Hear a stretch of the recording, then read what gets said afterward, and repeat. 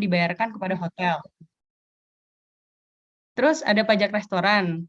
Objek itu pelayanan yang disediakan oleh restoran, subjeknya orang pribadi atau badan yang membeli makanan dan atau minuman dari restoran. DPP-nya jumlah pembayaran yang harus dibayarkan kepada restoran. Terus ada pajak hiburan. Objeknya itu jasa penyelenggaraan hiburan dengan dipungut bayaran hiburan. Subjeknya itu orang pribadi atau badan yang menikmati hiburan. Terus DPP itu jumlah uang yang diterima atau yang seharusnya diterima oleh penyelenggara hiburan. Terus ada pajak reklame, itu semua penyelenggaraan reklame.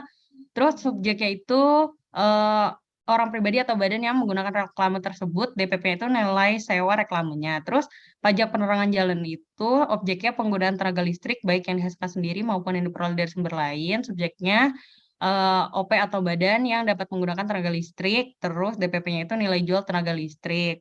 Terus ada pajak mineral bukan logam dan batuan, itu objeknya itu kegiatan pengambilan mineral bukan logam dan batuan. Subjeknya itu OP atau badan yang dapat mengambil mineral bukan logam dan batuan. DPP itu nilai jual hasil pengambilan mineral bukan logam dan batuan. Terus ada pajak parkir, itu objeknya penyelenggaraan tempat parkir di luar badan jalan, baik yang disediakan bergantikan pokok usaha maupun yang disediakan sebagai usaha.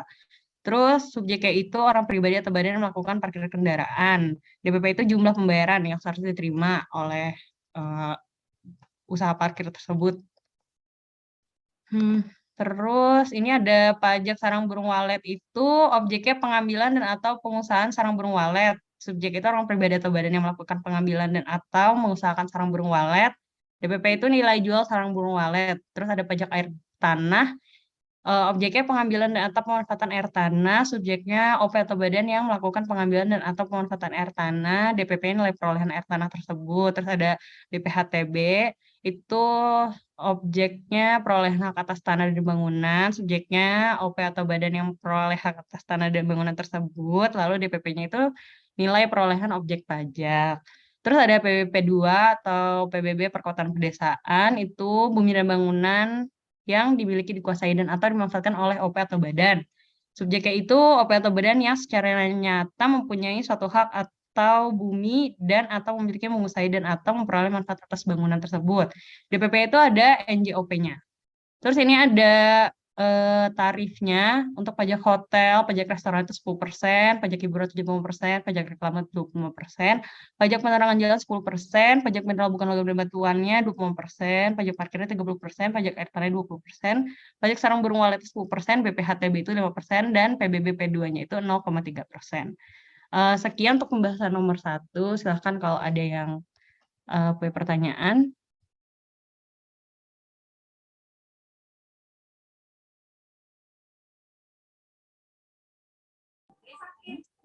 Oke nih, buat teman-teman boleh kalau mau ada pertanyaan, tapi mungkin kita lanjut dulu aja ya ke pembahasan soal selanjutnya. Untuk itu, kepada Putih dan Isverina dipersilakan untuk melanjutkan.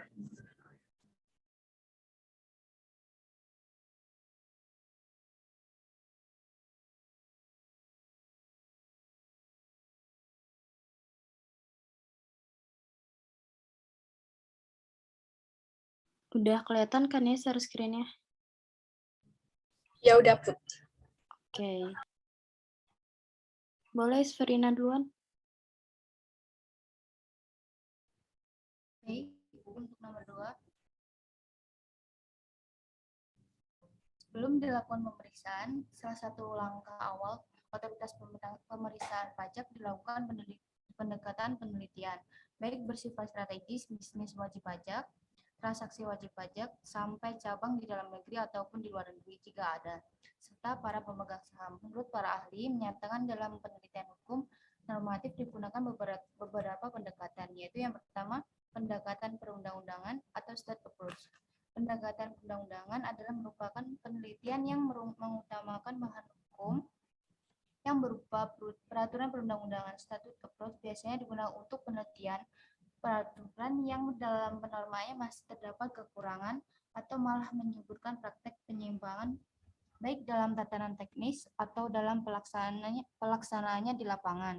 Pendekatan ini dilakukan dengan menelaah semua peraturan perundang-undangan yang bersangkut paut dengan permasalahan isu hukum yang sedang dihadapi.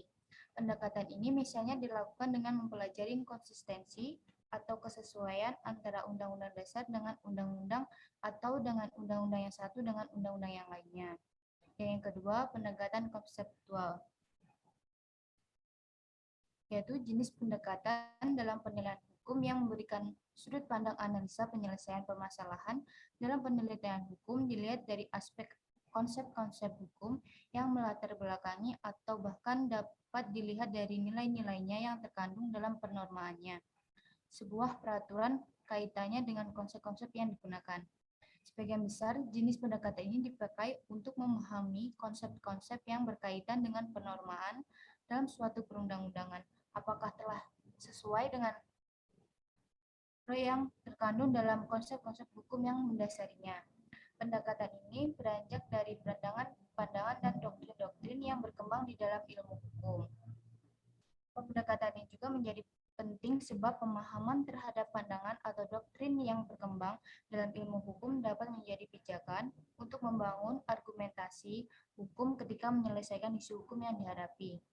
Pandangan atau doktrin akan memperjelas ide-ide dengan memberikan pengertian-pengertian hukum, konsep hukum maupun asas hukum yang relevan dengan permasalahannya. Yang ketiga, pendekatan analitis adalah pendekatan dengan menganalisa bahan hukum untuk mengetahui makna dan yang dikandung oleh istilah-istilah yang digunakan dalam peraturan perundang-undangan secara konsepsional. Oke, selanjutnya ada pendekatan perbandingan, adalah jenis pendekatan yang peneliti mencoba untuk membandingkan baik dengan negara-negara lain maupun dengan peristiwa-peristiwa yang pernah terjadi dalam suatu negara. Untuk itu, dalam penelitian ini dikenal dengan dua pendekatan perbandingan, yaitu perbandingan makro serta perbandingan mikro. Lalu selanjutnya ada pendekatan sejarah, adalah pendekatan yang digunakan untuk mengetahui nilai-nilai sejarah yang menjadi latar belakang, serta yang berpengaruh terhadap nilai-nilai yang terkandung dalam sebuah peraturan perundang-undangan. Pendekatan historis ini banyak digunakan untuk meneliti dan menelaah tentang sejarah kaitannya dengan pembahasan yang menjadi topik dalam pembahasan dalam penelitian hukum. Lalu selanjutnya ada pendekatan filsafat, adalah pendekatan ini memfokuskan kajiannya dengan memandang hukum sebagai seperangkat ide yang abstrak dan ide-ide moral, diantaranya tentang moral keadilan. Dan terakhir ada pendekatan kasus, adalah salah satu jenis pendekatan dalam penelitian hukum normatif yang peneliti mencoba membangun argumentasi hukum dalam perspektif kasus konkret yang terjadi di lapangan. Tentunya kasus tersebut erat kaitannya dengan kasus atau peristiwa hukum yang terjadi di lapangan. Selanjutnya, hal pokok yang dikaji pada setiap putusan tersebut adalah pertimbangan hakim untuk sampai pada suatu keputusan sehingga dapat digunakan sebagai argumentasi dalam memecahkan isu hukum yang dihadapi. Mungkin sekian dari nomor 2. Boleh dilanjut. Oke, terima kasih buat Putri dan Sverina. Kita lanjut aja ya buat ke Teh Ardelia, waktu dan layar, persilakan.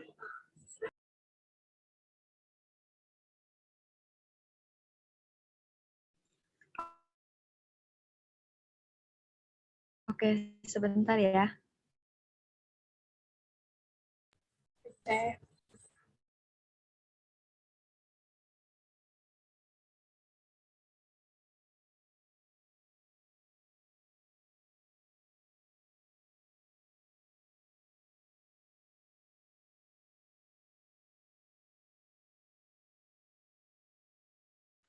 Ya, baik. Di sini soal yang nomor 3 itu menguji kepatuhan wajib pajak dalam memenuhi kewajiban perpajakan. Dirjen Pajak dapat melakukan pemeriksaan terhadap wajib pajak.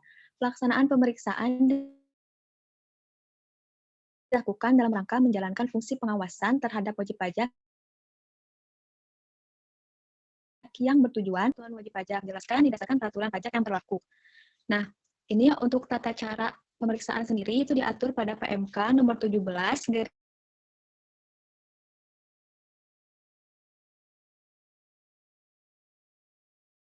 garis miring PR03 garis miring tahun 2015. Jadi ada beberapa pasal yang diubah. Nah, lalu di sini untuk bagian A-nya ruang lingkup jenis-jenis pemeriksaan dan jangka waktu. Nah, untuk jenis pemeriksaan ini ada dua. Yang pertama itu ada pemeriksaan kantor dan ada pemeriksaan lapangan.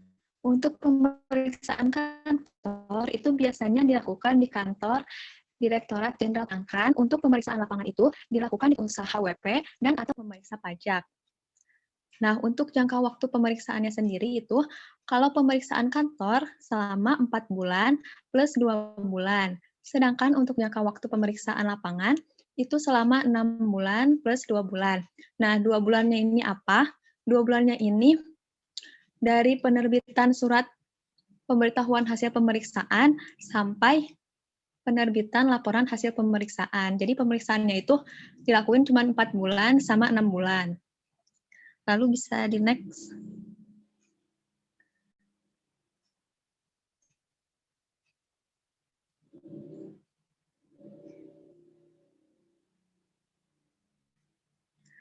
Nah, di sini untuk bagian B-nya, kewajiban wajib pajak yang diperiksa.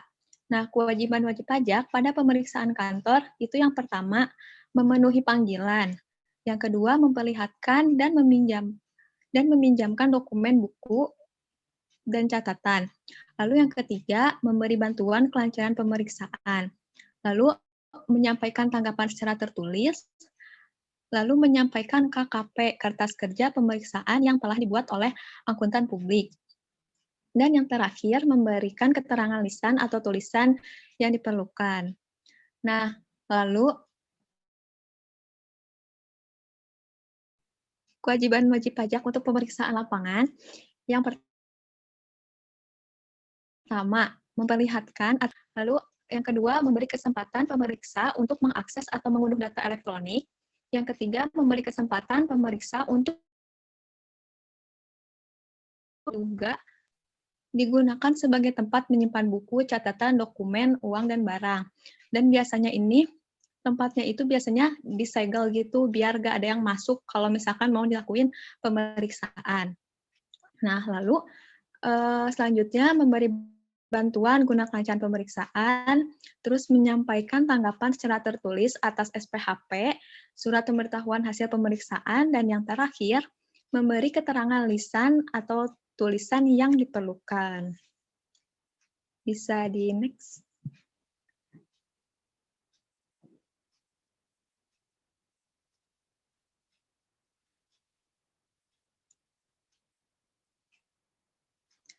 Nah, untuk bagian C itu ada hak-hak wajib pajak dalam pemeriksaan. Untuk yang pertama, hak-hak wajib pajak itu meminta kepada pemeriksa pajak untuk memperlihatkan tanda pengenal pemeriksa pajak dan surat perintah pemeriksaan atau SP2. Nah, selanjutnya, meminta kepada pemeriksa pajak untuk memberikan surat pemberitahuan pemeriksaan sehubungan dengan pelaksanaan pemeriksaan lapangan. Lalu, meminta kepada pemeriksa pajak untuk memperlihatkan surat terkait adanya perubahan tim pemeriksa. Nah, jadi, wajib pajak juga perlu tahu kalau misalkan ada perubahan pada tim pemeriksa. Lalu selanjutnya, meminta kepada pemeriksa pajak untuk memberikan penjelasan tentang alasan dan tujuan dilakukan pemeriksaan. Lalu, menerima surat pemberitahuan hasil pemeriksaan atau SPHP. Selanjutnya, menghadiri pembahasan akhir hasil pemeriksaan pada waktu yang telah ditentukan. Terus mengajukan permohonan untuk dilakukan pembahasan dengan tim QA atau tim Quality Assurance. Jadi tim Quality Assurance ini sebagai penengah kalau misalkan antara WP dan tim pemeriksa itu masih ada perbedaan penafsiran tentang dasar hukum gitu. Lalu selanjutnya yang terakhir memberikan penilaian atas pelaksanaan pemeriksaan oleh pemeriksa pajak melalui pengisian kuesioner. Bisa di next.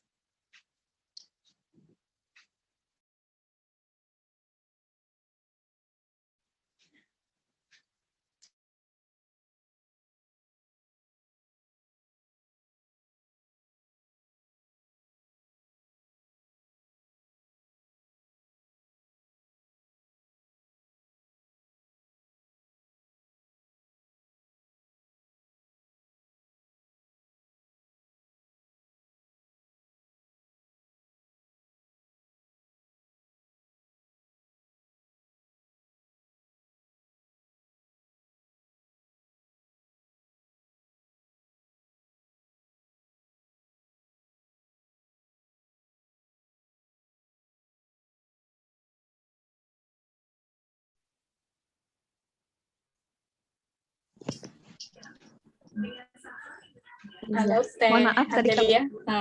Ya, sinyalnya. baik. Maaf. Bisa dilanjut Teh. Iya, baik. Nah, untuk bagian D, di sini ada fungsi atau tujuan surat dikeluarkan SKPKB, SKPKBT, SKPKLB, SKPN untuk WP yang diperiksa. Terus berikan contoh pada masing-masing surat tersebut. Nah, untuk untuk fungsi SKP ini, yang pertama yaitu sebagai tempat untuk melakukan koreksi fiskal terhadap WP yang berdasarkan hasil pemeriksaan menunjukkan adanya ketidakbenaran dalam pengisian SPT. Lalu yang kedua, untuk mengenakan sanksi administrasi perpajakan. Yang ketiga, untuk administrasi dalam melakukan penagihan pajak. Dan yang keempat, mengembalikan kelebihan pajak jika lebih bayar. Dan yang terakhir, untuk memberitahukan jumlah pajak terhutang.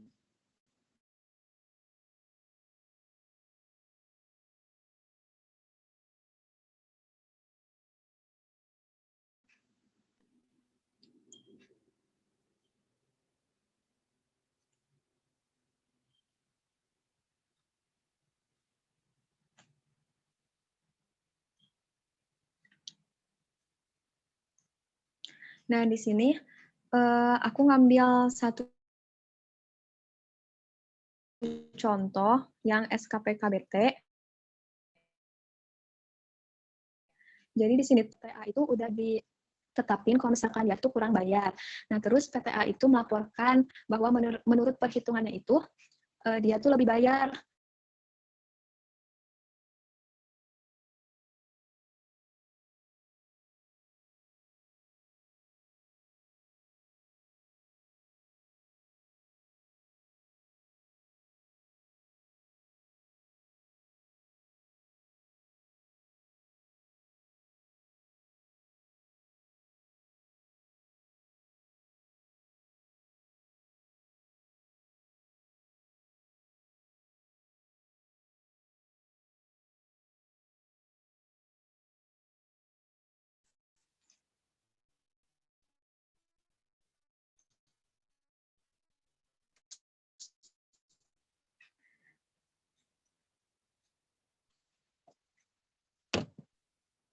Ya, dilanjutin ya.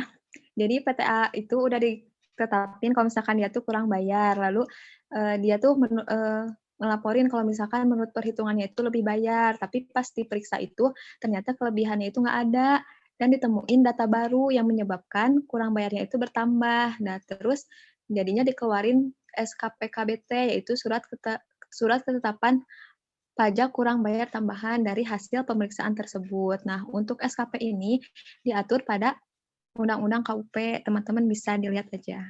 Mungkin sekian dari aku. Terima kasih. Baik, terima kasih pada Teh Adelia. Untuk selanjutnya, kita lanjut aja ke Teh Kaila ya. Kepada Teh Kaila, waktu dan layar, persilakan.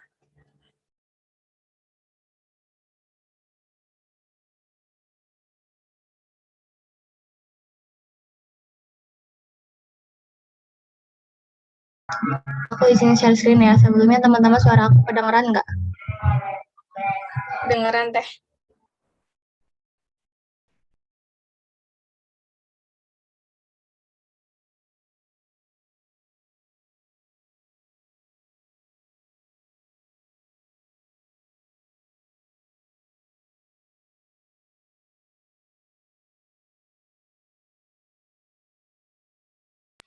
Kelihatan nggak?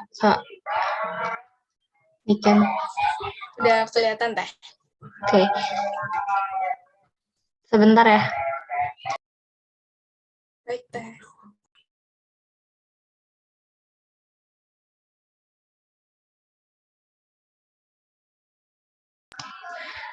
Soal nomor 5 yang pertama syarat pengajuan keberatan pajak. Itu yang pertama, satu, keberatan harus diajukan untuk satu jenis dan 1 tahun masa pajak. Yang kedua, diajukan secara tertulis dalam bahasa Indonesia. Yang ketiga, wajib menyatakan alasan-alasan secara jelas. Yang keempat, wajib menyebutkan jumlah pajak yang terhutang menurut perhitungan wajib pajak. Yang kelima, satu keberatan diajukan hanya untuk satu surat ketetapan pajak atau SKP, untuk satu pemotongan pajak, atau untuk satu pemungutan pajak. Yang keenam, wajib pajak telah melunasi pajak yang masih harus dibayar paling sedikit sejumlah yang telah disetujui wajib pajak dalam pembahasan akhir hasil pemeriksaan atau pembahasan akhir hasil verifikasi sebelum surat keberatan disampaikan. Soal nomor 2, ada alur keberatan pajak. Sebentar, aku agak zoom dulu.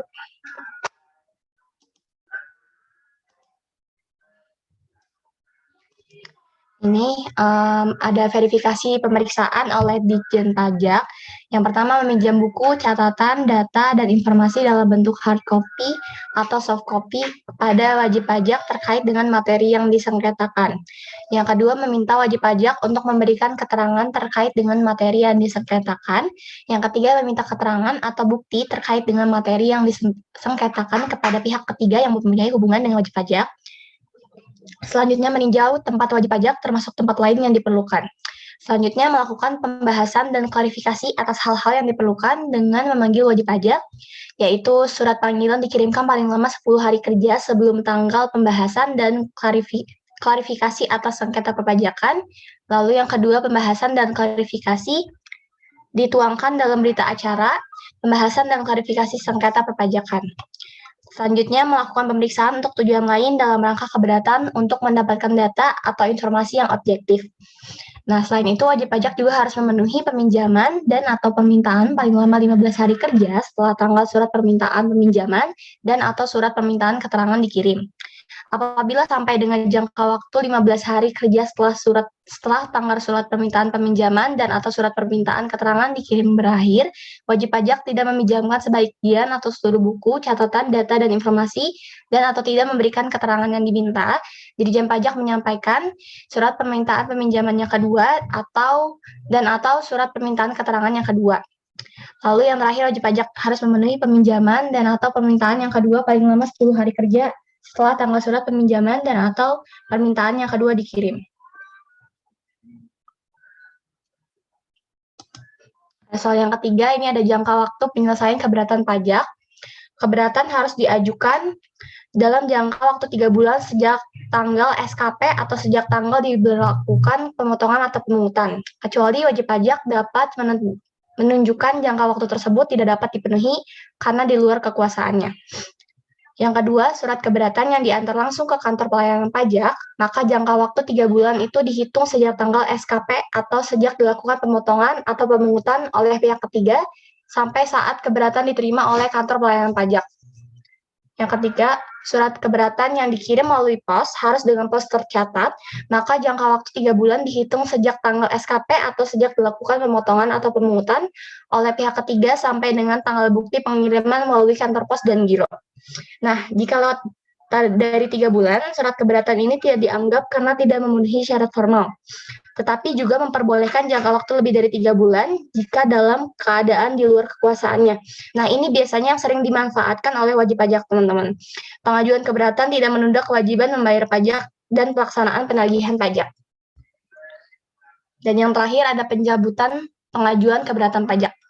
Karena suatu hal dan lainnya, maka WP dapat mencabut pengajuan keberatan yang telah disampaikan oleh Dirjen Pajak dengan beberapa syarat yang harus dipenuhi terlebih dahulu oleh WP. Aturan ini ada dalam ketentuan pasal 11 ayat 1 Peraturan Menteri Keuangan. Berdasarkan pasal tersebut, pencabutan pengajuan keberatan dapat dilakukan sebelum diterimanya surat pemberitahuan untuk hadir atau SPUH oleh WP, dan jika WP telah menerima SPUH, maka WP tidak dapat melakukan pencabutan pengajuan keberatan pajak. Ini ada cara-caranya.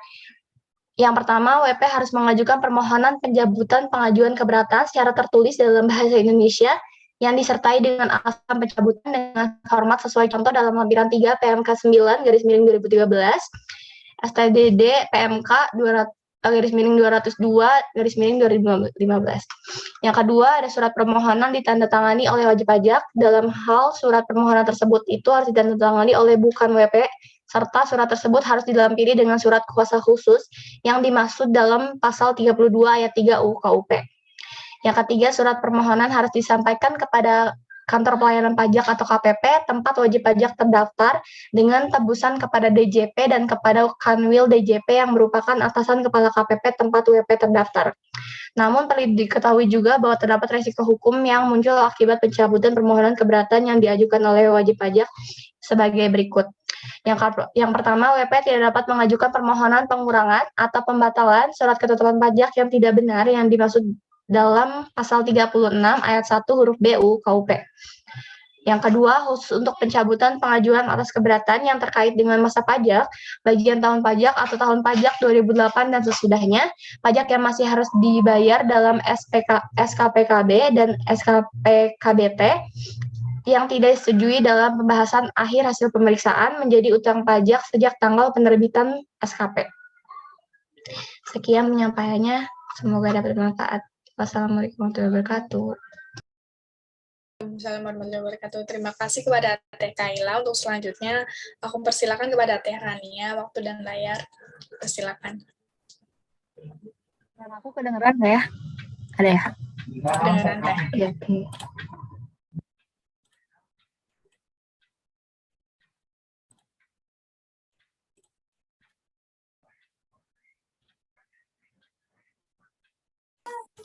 Oke, Assalamualaikum warahmatullahi wabarakatuh. Jadi aku bakal ngejelasin soal UAS pengantar perpajakan nomor 6. Nah, ini kan soalnya tentang banding ya. Jadi yang pertama itu ditanya apa sih dasar hukum banding pajak. Jadi yang pertama itu ada bab 4 bagian kedua pasal 35 sampai pasal 39 Undang-Undang nomor 14 tahun 2002 tentang pengadilan pajak.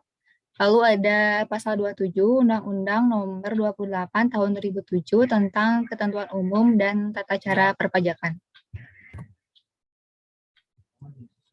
Nah, ini yang B-nya itu ada syarat pengajuan banding.